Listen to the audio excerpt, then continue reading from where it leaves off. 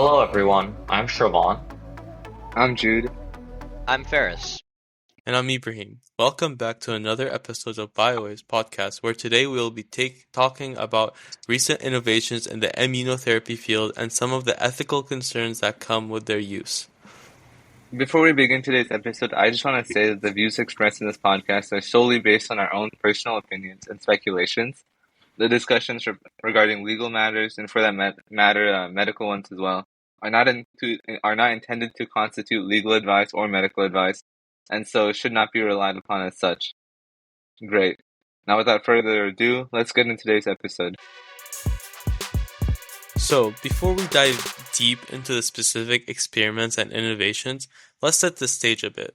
Immunotherapy has been hailed as one of the biggest breakthroughs in cancer treatment over the past decade. It essentially involves harnessing the body's own immune system to fight off cancer cells, but it's not a one-size-fits-all solution. It has different forms and mechanisms that target various types of cancers differently. That's interesting. I've heard that immunotherapy can be personalized for different patients, but how does that work? Well, personalization in immunotherapy involves tailoring treatments to a patient's specific tumor characteristics, things like genetic markers or immune system responses. For example, one approach focuses on using checkpoint inhibitors to help the immune system recognize and attack the cancer cells that would otherwise evade detection.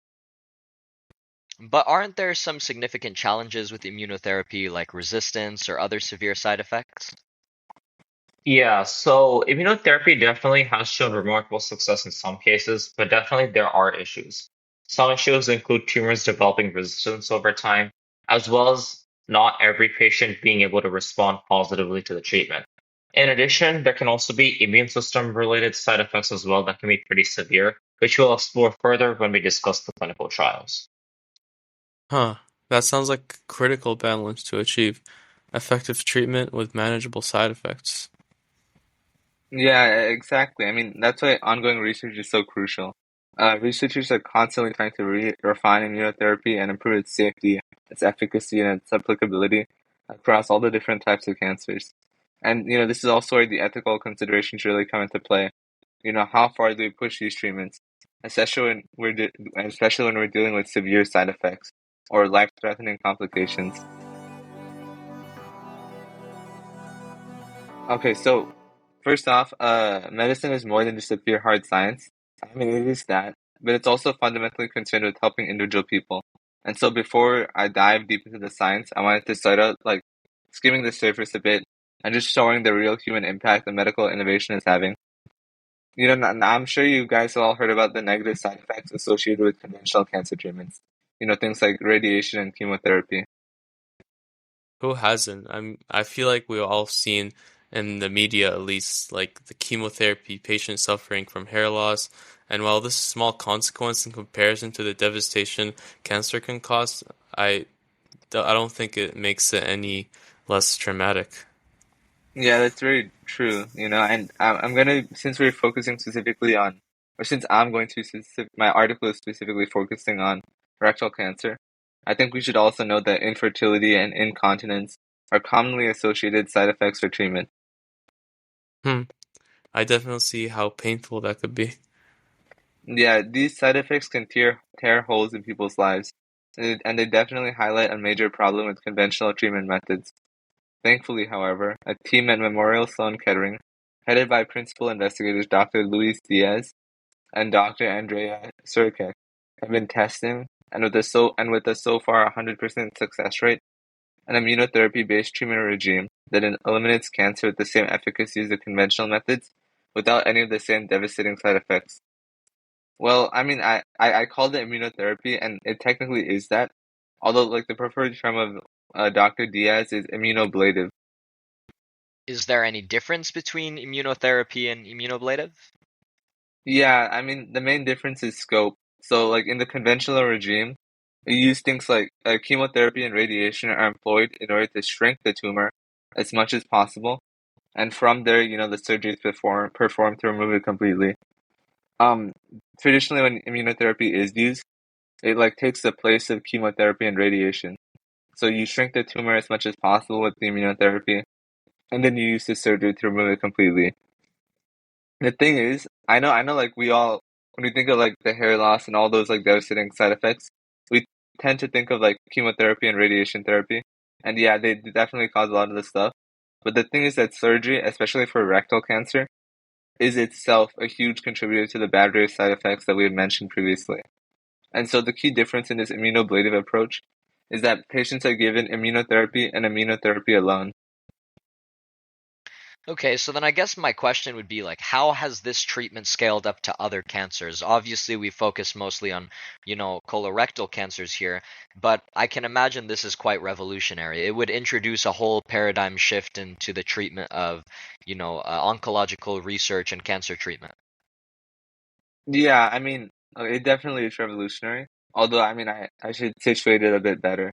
Um, so this like radical immunotherapy only approach, it isn't suitable for all patients, but only for a specific group of patients with a specific type of tumors with the certain types of genetic makeup. I mean, we mentioned this at the beginning that these treatments are personalized, and this is like a perfect like example of this. So like for patients whose tumors have this specific genetic makeup, either mismatch repair deficient (MMRD) or microsatellite instability (MSI). Uh, Both of these are characterized by genetic hypermutatability, and so they rapidly accrue many mutations to the point that the immune system is actively stimulated to attack them. Now, one of the central features of the immune system's function is called self-tolerance, and the main idea behind this is to know what's foreign and what is a part of the body, so as to prevent the immune system from attacking the body cells. Um, there are several actors that play a part in this, although for our discussion we're just going to focus on the most prominent, these being like the antigen-presenting cells, regulatory T cells, called Tregs, and I'm going to use the blanket term T cells, and when I do that you should understand that in this context, I'm referring to cytotoxic and helper T cells as well as natural killer cells. These are the cells most responsible for directly mounting the immune response. Although, like, before I go further, I just want to, like, tie up that loose end. This this treatment method is only, like, applicable to these, like, types of tumors which are hypermutated, because only in these is the immune system predisposed to attack them. That's a pretty interesting breakdown of the immune cells that you mentioned here. So how are these T cells kept in check? Yeah, so I mean, I sort of, like, brushed up. It was a bit, like, disorganized, sorry about that, but, like, I brushed up on, like, this thing called self-understanding, where, like, the immune system, like, knows what's, like, part of the body and what's not part of the body. And so in order to facilitate this self-understanding, these T cells come equipped with like receptors on their surface called immune checkpoints. And these immune checkpoints come in two flavors, stimulatory and inhibitory. And their names are pretty apt, because these checkpoints act as sites of interface between T cells and APCs, antigen-presenting cells. These APCs are themselves equipped with B7 proteins, B7 and B7-1, B7-2, although from like what we know they're functionally identical, so I'm just gonna call them by the singular. And these act as ligands to immune checkpoints such as like CTLA4, PD1, LAG3. These are inhibitory. And CD28, OX40, 41BB, which are stimulatory. Okay, I see. So based on this, my question would be like, how are specific T cells activated? Well, okay, to activate a T cell, like APCs need to do two things. First, they need to present an antigen to the T cell receptor via their major histocompatibility complex. This like provides the T cell with an initial recognition of the target cell. But this is just like step one. Next, they need to provide a co-stimulatory signal, which is going to occur via the B7 CD28 interaction previously discussed. And this is pretty crucial, because like without this, the T cell is going to become energetic, basically like unresponsive, and it's going to undergo a programmed cell death. Now, normally what happens is APCs, they correctly take these like heavily mutated MMRD tumor cells as antigens, and they accordingly activate the T cells against them. But what these tumor cells do is it essentially trick the APCs and the other cells that make up the architecture of the immune system's self-understanding into like disabling said immune response. And they can do this like in a bunch of different ways. Interesting. So obviously, there's experience and lots of research done into how viruses respond to treatments by, severely mutating and trying to become immune to those treatments. But what about in the realm of cancer? Like, so what methods do these tumors use to maybe counteract the immunotherapy? What do they do to resist the treatment? Yeah, I guess that's a pretty good question. Where I'll start with this is like what they do to counteract like the normal immune response, and that will sort of like naturally like dovetail with what they're going to be doing to like combat this immunotherapy. Now, like the specific methods employed by these tumors would form a pretty long list. They're a pretty like comprehensive, pretty like cunning like creatures. I mean, but the main tactic they do is they create like an immunosuppressive tumor microenvironment called the TME. Now, such an environment is going to be swarming with ligands that can interface with different like inhibitory checkpoints. These like are primarily PD-1, but like there's also going to be some other ones like in the mix, or other ones that the ligands in the mix can interface with. The tumors also like recruit a ton of Tregs. These are regulatory T cells. These Tregs overemphasize CTLA4, and the B7 proteins will preferentially bind with these instead of the CD28 proteins needed to activate this T cells. And so excessive activation of excessive activation of inhibitory checkpoints is going to lead the T cells to exhaustion. This is going to come from stuff like PD-1. And so like basically in this environment, you're going to get a bunch of like energetic, exhausted T cells that are in no position to fight the tumor. And so like to your point, Faris, like when you're talking like what are some methods the tumors are going to like use to counteract these treatments, it's going to be stuff like recruiting like Tregs, because as I'm going to like discuss, most immunotherapies like they try and like they try and dim the amount of Tregs, as well as like, but they're not very successful at that. The main strategy they do is like they antagonistically, basically they just like prevent the PD-1 receptor from being activated, and like other such inhibitory checkpoint activators. But things like Tregs, which these like tumors recruit into their environment, yeah, there's not a good like approach to this yet. Or I mean, there is approaches, but they're not very good. Wait, so based on what you're telling me, you can also that inhibitory checkpoint activations could be blocked by immunotherapy as well. That Loki seems a bit counterintuitive and is also quite dangerous because we're kind of like it could result in some autoimmune disorder activity as well. Could that also lead to some of the side effects they're trying to avoid in the first place? Yeah, I mean, okay, so first off, yeah, theoretically, yes, like these life-threatening side effects are possible, although they are quite rare.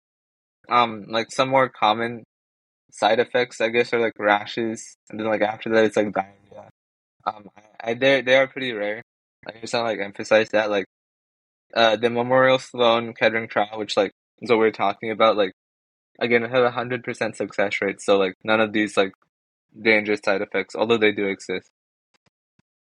I see. So I guess like compared to the whole battery of side effects that are associated with conventional immunotherapy treatment methods, these seem to be quite minor. It's still good to like still keep like the side effects in mind though. Yeah, Anyways, wait, sorry, I think you mean like conventional like chemotherapy methods, but yeah. yeah, conventional chemotherapy methods. Yeah, sorry about that. Anyways, Yeah. that was pretty nicely explained, Jude. But one thing I liked about the immunotherapy approach you mentioned was its heavy emphasis on signal transduction pathways, and also like talking about the PD-1 pathway as well, with its response towards immunotherapy and the immune system. However, another approach I'd like to bring to attention is cellular immunotherapy, where the modifications are introduced to immune cells to combat cancer better. That's pretty interesting, actually. How can cellular immunotherapy be applied for treating cancer? That's actually a pretty good question right there. So to answer this, I would like to bring your attention to a study conducted by the NIH. So in this study, Parkhurst et al. First took a sample of lymphocytes, or white blood cells that were near the tumors from 7 patients. And they then used PCR and gene sequencing to isolate tumors, receptors, in this case T cell receptors on those white blood cells to recognize each patient's tumor accurately. Wait, sorry, just like a quick question. Like, why specifically T cell receptors? Yeah, so T cell receptors were their receptor of choice when it came to isolation because T cells are the leading force for the immune system's response. To explain this quickly, the immune response is primarily led by T cells and B cells. B cells act as memory cells that remember the antibodies present to react towards a specific antigen, whereas T cells are the cells activated by the signaling from B cells, and they usually latch onto the harmful antigen and mark the antigen for destruction. So based on that, we can see why T cell receptors are emphasized a lot in this process, as these cells initiate the attack on the cancer. Yeah, that was like a nice overview. Of like the immune response. So like, like how did they introduce the genetic modifications like in this specific study? Yeah, so after using PCR and gene sequencing to isolate the receptor genes were introduced into a viral vector that was encoding for a retrovirus. So a retrovirus basically it's a normal virus, except that what it injects into a cell is not RNA, but it's DNA, basically. So it helps like facilitate the gene modification process better. That's basically why retroviruses were used. So this, in fact, and the retrovirus was also chosen so that a new virus could be created that could insert the genes of the receptor into normal lymphocytes that were collected from each patient's blood. So on basis of that, these genetically modified lymphocytes were multiplied into hundreds of millions in the laboratory, and then they were injected back into the patients, where they express the tumor-specific T cell receptors, and they continue to multiply. This seems like a pretty innovative method to approach immunotherapy, and I'm just wondering, like, how did this result or play out, I guess, in the clinical trials? Yeah. So the 7 patients whose lymphocytes had been collected from were actually part of a larger phase 2 study, and all of them had metastatic colon cancer. So all the patients received a dose of chemotherapy beforehand to prevent the PD-1 blockage that Jude was talking about in his study from occurring near the cancer site. They also received a dose of chemo after to promote increased immune system activity. So, in terms of results, only 3 out of the 7 patients had responded to this treatment, but all 3 had that responded did have substantial shrinkage of metastatic tumors in the liver, lung, and lymph nodes that originally had lasted for at least 4 to 7 months. So the median recovery time that they had found in the study was approximately around 4.6 months with regards to shrinkage. So another thing that is important to note here is that 2 of the 3 patients that responded actually received T cell receptors derived from cytotoxic T cells, which are primarily responsible for killing disease cells by basically injecting a protein called perforin into cells to have them to lyse, basically. Hmm, that's a pretty positive result for a novel approach. How do you think this could be developed in the future? Yeah, so in terms of developing this treatment further, some ways can include like expanding testing for this treatment on other types of cancers instead of just on solid cancers, on other things like blood cancers as well. And also, we could also try to potentially find a better viral vector for delivery as well. In addition, another approach would also be to explore how to put the T cell receptors into many different types of lymphocytes to improve their reactivity. Since if we're able to, since the cytotoxic T cells technically are near the end of the immune system response, if we're able to introduce this to B cells and memory cells at the beginning part of the response, we would be able to improve the reactivity of the immune cells much better, and possibly also lead to better recovery times. Okay, now that we've explored, these innovative approaches to immunotherapy, as Shravan most recently covered, let's shift our focus to what I think is another exciting area as I was doing some research on immunotherapy here. I kind of went down this rabbit hole of oncolytic viruses, which are these genetically engineered viruses that are designed to selectively infect and kill cancer cells while sparing the healthy tissue. Recent research highlights that the potential of oncolytic viruses in enhancing immune responses against tumors. Specifically, in this article from Nature, the authors discussed how these viruses not only directly induce the cancer cell death, but they also stimulated the immune system to recognize and attack residual cancer cells. This effectively created a dual action against tumors, and doing such, made it a much easier way to actually approach cancer treatment rather than collectively destroying all of the healthy cells around the cancer. Yeah, so I mean, I see, but like obviously, like we see like this immunotherapy approach is like it can be like interesting, but like what specifically, um, sorry, how like what specifically like makes this like I guess from a research perspective like interesting, Okay, you yeah. know? So I guess one of the most fascinating aspects of, oncolytic virus therapy is its ability to overcome some of these resistance mechanisms that tumors often develop. I know you talked about the Treg cells and oftentimes how it's trying to induce this extreme inhibitory response to eventually like de-energize, I don't even know if that's a word, but completely shut down the T response. And by harnessing the power of virology, researchers are opening these new avenues for targeting cancer therapies. So let's dive deeper into how these oncolytic viruses work then, and what their implications actually are for the future of cancer treatment. So to start off with how they work, they first off are engineered to infect the cancer cells. They selectively do this, which is achieved by modifying the virus's genetic makeup. They exploit these specific receptors that are overexpressed in the tumors. I know we obviously went into that a little bit earlier, as I also just explained with the T cells and Treg. Um, That's fascinating. So once the virus enters the cell, what happens next?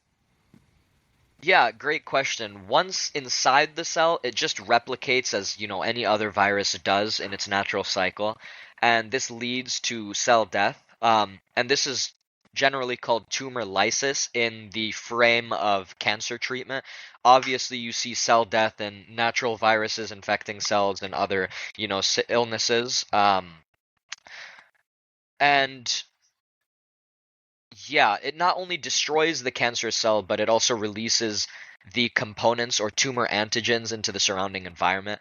And what this does, like part of why it really strengthens the immune response, is because it releases or triggers like broader immune recognition of the tumor, and it then allows the immune response to specifically target that tumor to destroy it. I mean, yeah, yeah, I guess I sort of have like my answer to that question from prior. Sorry, I can't. Yeah, this I can see like how this would be like fascinating from a research point of view, especially like the use of like these like viruses. But I mean, you've so far been talking a lot about like the viruses, but like how does like the immune system like where does the immune system get like involved? You know, like Yeah, I see I what you're guess saying. yeah. So the release of tumor antigens stimulates immune system, right? So this therapy is not just saying we're going to target the cancer using the virus alone. We're also trying to, um, you know, I guess combat the tumor using the body's initial immune response as well. So it's a combination of both the introduced virus, which will, cause the cancer cell lysis, and then that will also lead to a strengthening immune response. So it's crucial because it transforms a localized viral infection into this systematic immune response. I see. Yeah, that's actually pretty interesting in terms of what you were talking about. But at the same time, I also wanted to note because like both Jude and I, we were talking about like how immunotherapy can also be can face like the aspect of resistance in terms of genetics and otherwise. So how do you think that using oncolytic viruses would help to like basically go around this treatment resistance mechanism that cancer usually is able to take advantage of? Yeah, so I guess the basic premise of how oncolytic viruses can help overcome this issue of resistance to treatment is that it directly causes a very robust, like strong response to the tumor. Um, as any other immunotherapy does, which we previously had mentioned, the oncolytic viruses works very similar in the sense that it stimulates the immune system. And by doing this, it can attack the tumor fast enough to try and prevent it from being able to express these resistant mechanisms. And this potentially improves the effectiveness of the treatment as well. Hmm. And then I guess from there, we might be able to move forward into what the implications of this is for cancer treatment. So it's quite significantly, or the implications of, oncolytic virus therapy are very significant. For one, they can be combined with other treatments like checkpoint inhibitors, chemotherapy to enhance their overall efficacy. Huh. Like we talked a lot about like personalization of past immunotherapy drugs, and I was wondering like, could we also personalize these kind of treatments? Yeah, This one. absolutely. I think oncolytic viruses are something that are designed to be tailored to target specific tumor types and genetic profiles. Following in line with what we had mentioned with immunotherapy doing or largely focusing on the same idea of having personalized treatment. So, offering more personalized cancer therapies that cater to the individual is largely the goal of utilizing these oncolytic viruses. I see. Yeah, but at the same time, although like personalization is really good and all, definitely like it does come with its associated cost as well. Because like, in terms of things, whenever you introduce personalization into a biology treatment, it automatically shoots up into like the millions of dollars, right? So what do you think in terms of the cost and accessibility for an oncolytic virus treatment? Well, I'd say that as of right now, we know that the cancer industry is an industry which has so much money being used to fund research, and also treatments, on the other hand, because of this, are extremely expensive. Um, I believe that oncolytic virus therapy could maybe create an avenue for more accessible, cost effective options, especially for those patients who haven't responded to traditional therapies, because you don't have to sit a patient in, a chemo room for several cycles, which really adds up on, the hospital bills and whatnot.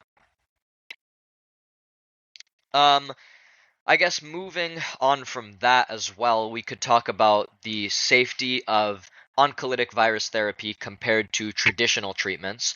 So, when we compare oncolytic viruses to traditional treatments like chemotherapy, radiation, there's a lot of different safety aspects that tend to stand out. Yeah, definitely for sure. So so for starters, oncolytic viruses definitely should have a targeted action, right? Yeah, exactly. It's unlike chemotherapy, which affects both cancerous and healthy cells. The oncolytic viruses are designed specifically to target just the tumor cells. This would lead to a severe decrease of side effects, which you guys mentioned how miserable some of those can be for patients who do have cancer, like the hair loss, the incontinence, and all of the other side effects that are generally experienced in cancer patients. Yeah, so like what is the overall I guess systematic toxicity of these oncolytic viruses? Well, oncolytic virus therapy generally results in a milder systemic toxicity compared to conventional treatments, which is often the cause of severe side effects like nausea and hair loss, as previously said. And this is because of its ability to target specific cancer cells rather than, affecting the broad range of whatever is in its vision, in its view. Yeah, I mean that's like a pretty major advantage. I mean, like especially because like nausea, hair loss, like even for like colon cancer, there's stuff like incontinence. Yeah, it's big, and like even like infertility, which is like can be like huge. But I mean, okay, does like the immune response from like the virus like help with this safety or like you know? Yeah, so we see that the immune response triggered by the oncolytic viruses helps to protect patients from things like secondary infections and also many of these complications that we tend to observe in cancer patients. And they're often associated with immunosuppressive therapies as well. So any of those sort of side effects are generally safer under the use of oncolytic virus therapy. Yeah, for sure. Definitely sounds like a win-win situation to me. It really does. I think clinical trials are ongoing to assess the safety and efficacy of the various oncolytic viruses that are being employed, but early results show really how promising these outcomes could be with manageable side effects. Um, I guess just to recap this really quick, overall, I'd say oncolytic viruses represent this novel frontier in cancer treatment. They have targeted action, they enhance the immune activation, and they potentially improve safety profiles compared to traditional therapies. In the future, we may see them play an even more crucial role in personalized cancer treatments, employed alongside, inhibitory treatments and immunotherapy.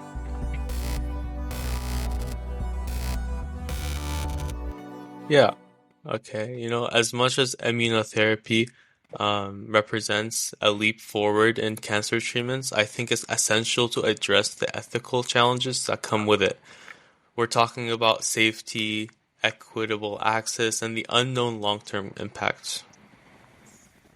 Yeah, so I guess circling around from our previous subject, I know we made a little bit of a switch in what we were talking about, but I know that a big concern is always safety related to new forms of treatment.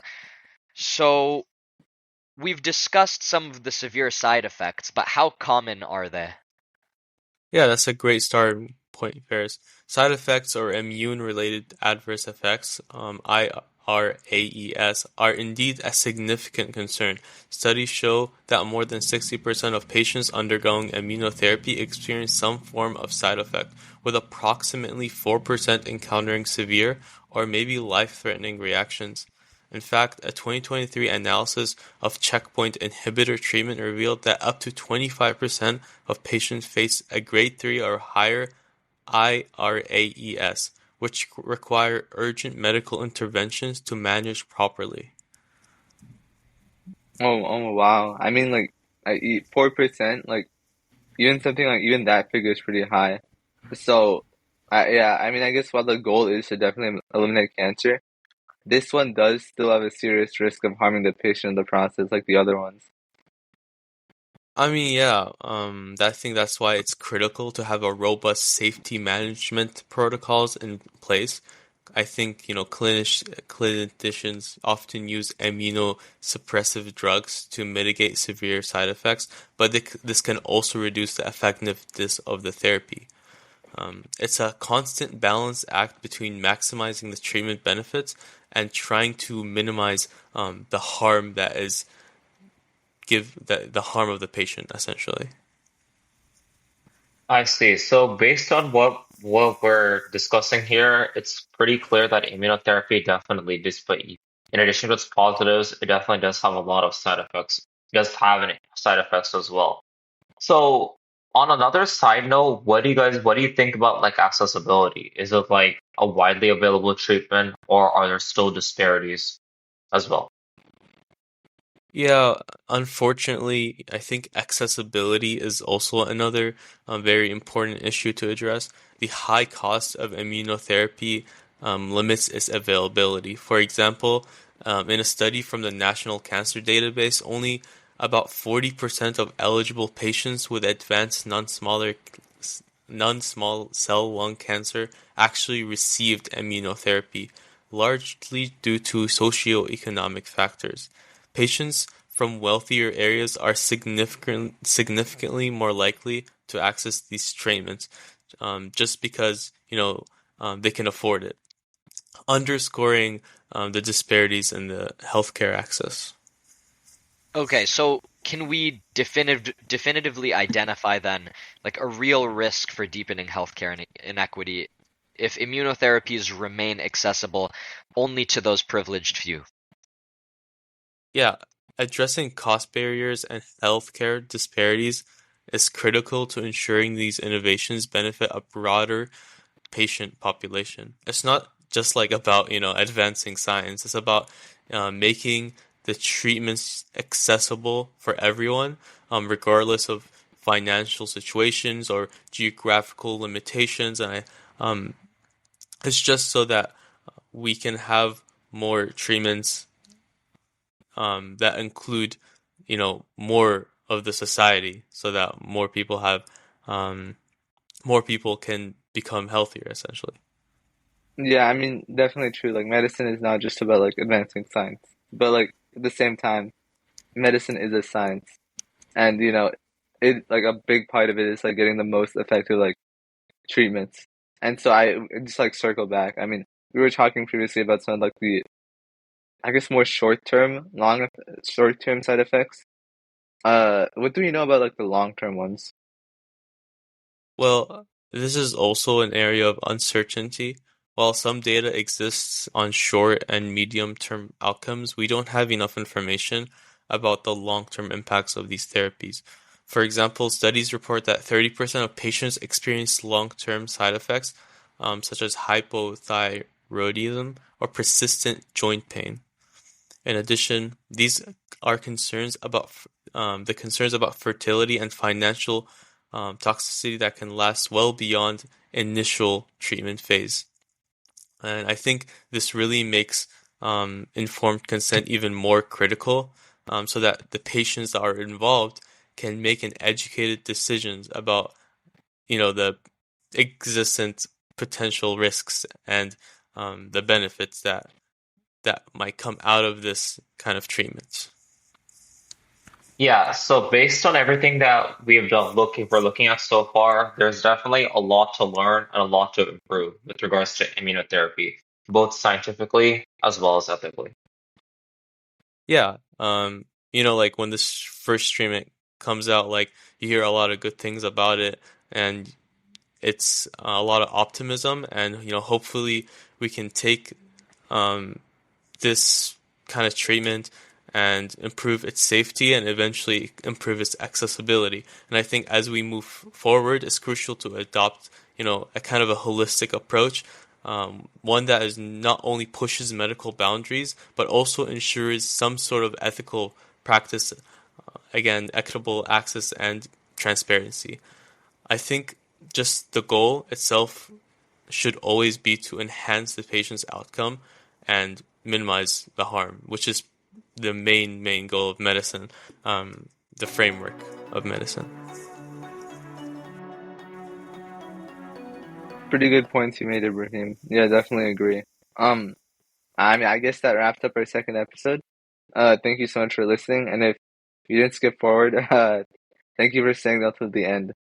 For most of us, it's the first time ever producing a podcast, and so we would appreciate any comments, suggestions, critiques, or anything at all. Feel free to email us at the biowavesberkeley@gmail.com, or on any of our streaming and social media platforms. You can just reach out to us there.